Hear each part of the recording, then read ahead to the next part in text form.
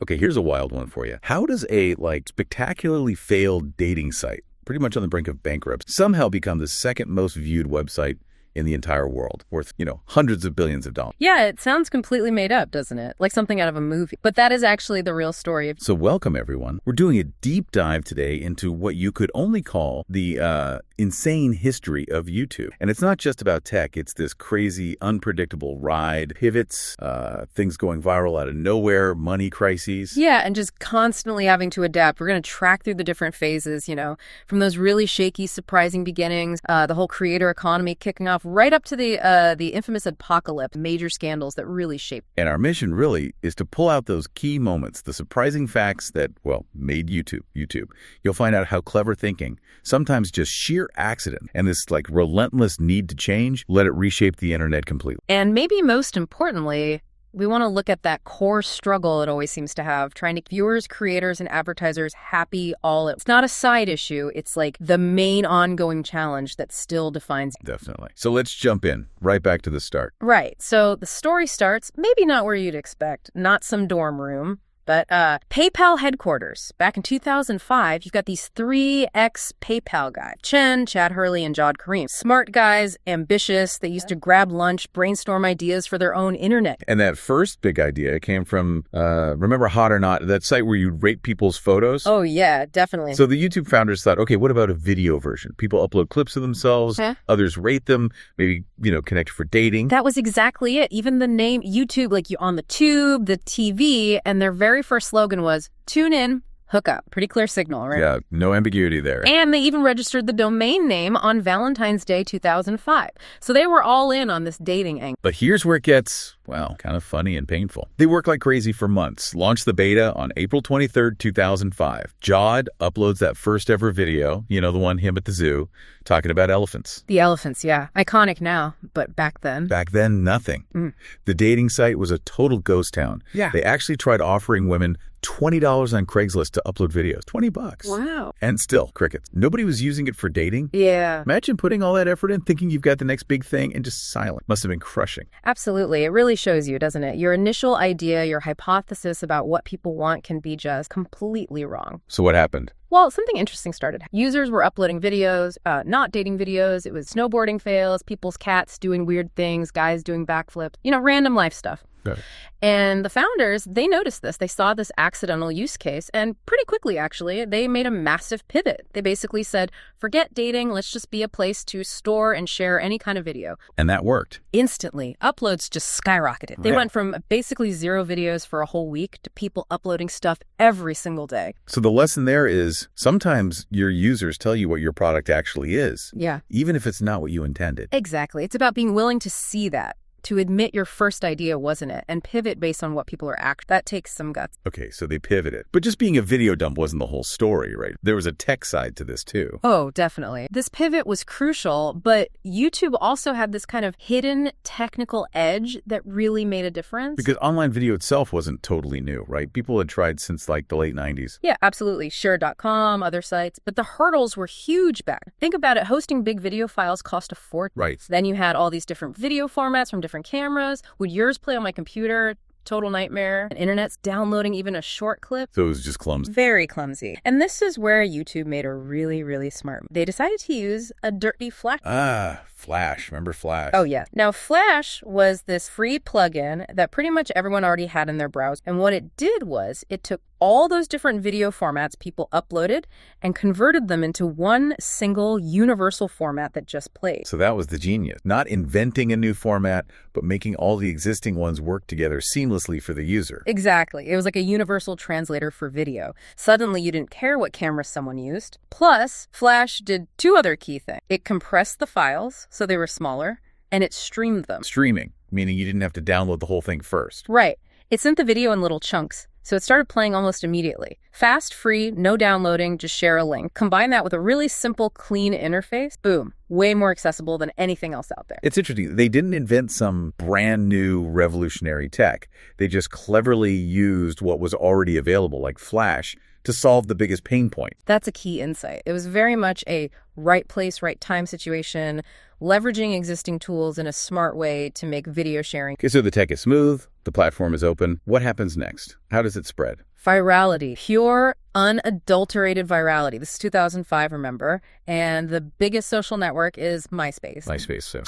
So people find these funny or amazing clips on YouTube, and what do? They embed them right onto their MySpace pages for all their friends. So MySpace was like the distribution network, unintentionally. Pretty much, and that's how we got those first massive viral hits. Things like David After Dentist. Oh, man, is this real life?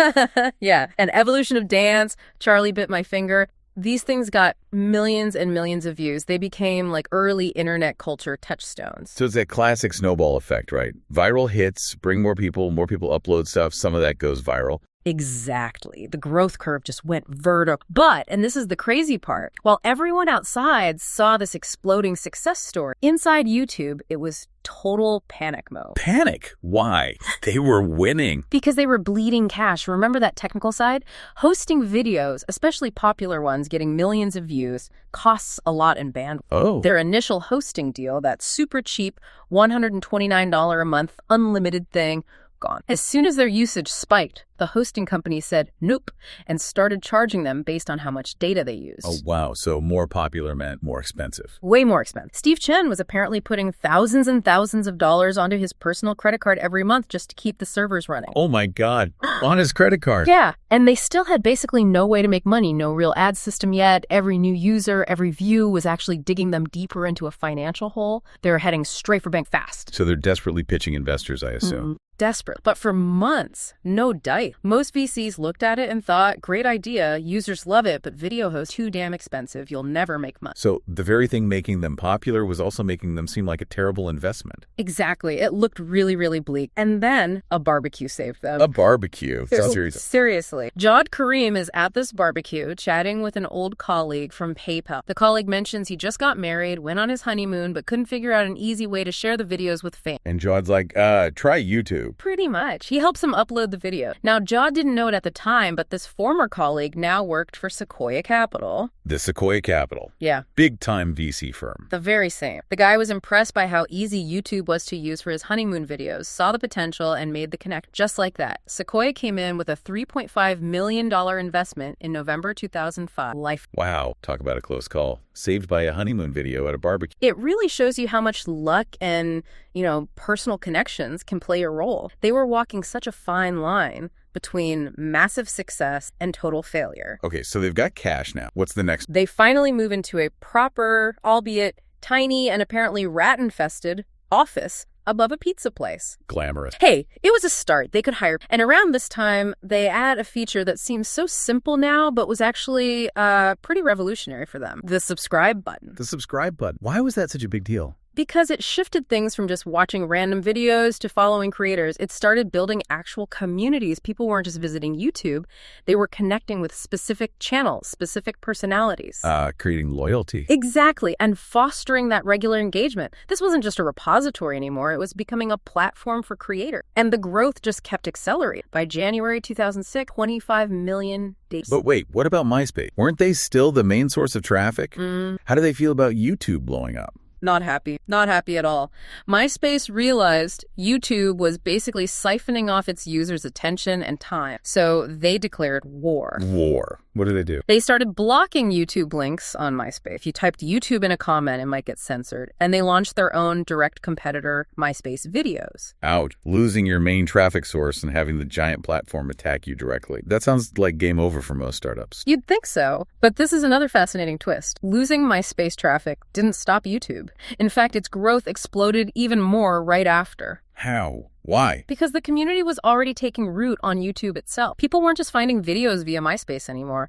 They were coming directly to YouTube to watch their favorite creators, the ones they subscribed. So the subscribe button and that direct creator fan connection made them resilient. immensely resilient. By March 2006, 20,000 new videos were being uploaded daily. People were making stuff for YouTube now, musicians, comedians, early vloggers. This is the birth of the YouTuber as we know it, basically. Absolutely. Smosh, Brookers, iJustine, Fred, Lonely Girl 50. These early pioneers became stars in their own right, building huge audiences directly on the platform. YouTube even had this team, the Call Hunters, manually finding cool videos to feature on the homepage. So ironically, MySpace attacking them actually forced YouTube to become stronger and more independent by building its own loyal community. Pretty much, yeah. It proved the power wasn't just in embedding videos elsewhere. It was in the platform and the creators themselves. But okay, 20,000 videos a day. That sounds like a moderation nightmare waiting to happen. Oh, it was. They had a tiny team trying to manually review flagged videos, and apparently they were seeing some truly horrific stuff. Burnout was high, and worse, the platform became a haven for copyrighted material. Right, a piracy problem. Huge problem. Music videos, TV shows, full movies, people uploaded everything. Newsweek literally called YouTube the video version of Napster. And that means lawsuits. Lawsuits galore. Major record labels, Viacom especially, because of all the Saturday Night Live clips, were furious. They started filing lawsuits, threatening billions in damages. YouTube was drowning in legal battles. And they still didn't have a proper way to make money, right? Still basically nothing. They couldn't really run ads confidently because they didn't know if the video they put an ad on was pirated or not. Doing that would just invite more lawsuits. It was an impossible situation. So legally toxic bleeding cash. How did they survive this? Well, this is where the story takes its most dramatic turn yet. Despite being a legal and financial disaster zone, Google swooped in. Google. In November 2006, just a year and a half after launch, Google bought YouTube for $1.65 billion. $1.65 billion for that mess. Why on earth would Google do that? Market share. Google had tried launching its own competitor, Google Video. It flopped hard. Only got maybe 10% of the market. What YouTube had. Over 50%. Despite all the problems, YouTube had captured the audience, the culture. Google basically decided if you can't beat them, buy them. They saw the phenomenon, the user, and figured they had the resources, the money, and the engineers to fix the massive problem. So they bought the dominant player, problems and all, fearing they could sort it out later. That was the gamble. A huge gamble, but ultimately a game-changing one. Okay, so Google takes over. Chad and Steve stay on initially. What's the first big problem Google tackles? Oh, the copyright nightmare. They put their engineering muscle behind building Content ID. Content ID. How did that work? It was brilliant, really. They created this massive database where copyright holders, record labels, movie studios, TV networks could upload their official content. YouTube's system would then automatically scan all uploaded videos looking for matches. Okay, so it finds the pirated SNL clip. Then the copyright holder had a choice. They could either have the video taken down or they could choose to leave it up and run ads on it, taking a share of the revenue. So it turned the piracy problem into a potential moneymaker for the actual owners. Exactly. It was a massive breakthrough. It appeased the copyright holders, dealt with the legal threats, and started to clean up the platform, all while creating a new revenue. And speaking of revenue, Google's main business is ad. Did they finally bring that to YouTube? Oh, yes. This was the other huge move. In 2007, they launched the YouTube Partner Program, the YP. This changed everything. It meant creators could finally get paid. YouTube started placing ads on videos by eligible creators and splitting the revenue. 55% went to the creator, 45%. 50 pretty generous. It was huge. Suddenly, being a YouTuber wasn't just a hobby. It could be a job, a career. It completely removed the traditional gatekeepers. You didn't need a record deal or a TV show anymore. If you could build an audience on YouTube, you could make a living. So anyone could potentially become a paid creator. Anyone. Short films, music, lectures, comedy, tutorials, anything. This unleashed this incredible wave of creativity. Many call it the golden age for YouTube. What kind of stuff really blew up then? Oh, everything. Prank channels, sketch comedy, video essays analyzing movies, daily vlogs just showing life, makeup tutorials, ASMR, and of course gaming became absolutely massive. Let's plays and walkthroughs. Exactly. And niche content found huge audiences. Things that would never, ever get on TV thrive. New stars emerged, PewDiePie, KSI, MKBHD building empires directly on YouTube thanks to the YPP. It democratized content creation in a way nothing had before. But success breeds new problems, right? If views equal money, what does that incentivize? Clickbait. Massive amounts of clickbait, crazy titles, misleading thumbnails, anything to get that initial click because clicks meant views and views meant money. The quality sometimes didn't matter as much as the hook. So YouTube had to tweak things again. They did. Around the 2010s, they shifted the algorithm. Instead of just rewarding raw views, they started prioritizing watch time. Watch time, meaning how long people actually stayed watching a video. Exactly. The thinking was, if people watch for longer, they must be enjoying it more, it's higher quality content, and you can show them more ads. Makes sense. How did that change the content? It led to longer videos becoming more popular, documentaries, deep dives, long reaction videos, extended gaming sessions like Minecraft Let's Plays, formats that kept people engaged for longer periods started doing. But even with watch time, as YouTube got massive, like over 1 billion users by 2014, billions in ad revenue, the sheer scale created other issues, right? Like, what kind of content was actually on the platform? Yeah, the scale became a huge challenge. Because it was so open, all sorts of problematic content started spreading: bullying, hate speech, conspiracy theories, even extremist propaganda. And advertisers, they don't want their ads next to that. Definitely not. Big brands, Apple, Nike, Coca-Cola, started getting really worried about brandy. They began pulling their ad spending. This kicked off the whole adpocalypse era, really hitting hard around 2016, 2017. The adpocalypse. So what did YouTube do? They tried to tighten creating stricter guidelines for what was considered advertiser-friendly. But this caused a backlash from creators, especially those covering news, politics, or a sensitive topic, who felt they were being unfairly censored or demonetized. It's that balancing act again. Exactly. And it peaked in early 2017 when huge companies like Verizon and AT&T pulled all their ads after reports showed them appearing on video streams. That triggered a massive advertiser boycott. So YouTube had to react. Drastically.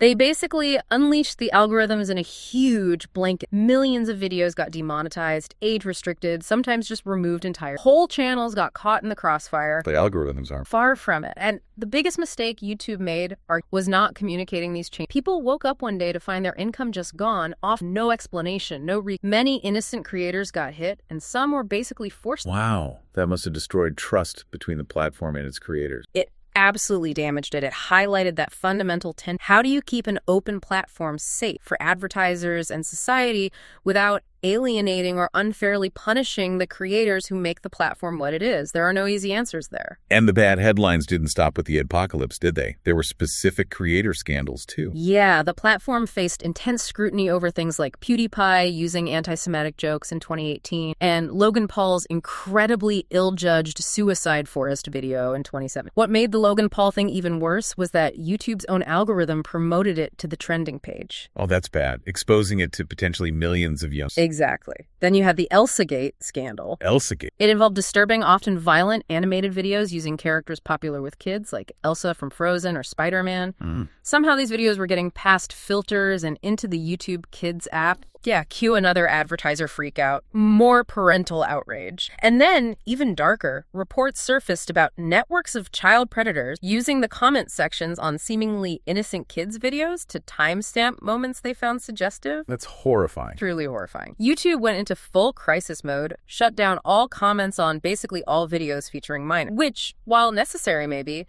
had huge unintended consequences for legitimate family channels or educational kids content that relied on comment interaction. So amidst all this, you also had creators feeling like YouTube was changing fundamentally, losing its identity. Yeah, there was a growing feeling among some, especially political commentators, of being censored or unfairly targeted by the algorithm, and a more general sense that YouTube was becoming too corporate, losing its soul. The homepage started featuring more clips from traditional news outlets or late-night talk shows, rather than the homegrown creators who built the platform. And all that frustration kind of boiled over with YouTube Rewind 2018, right? Oh, spectacularly.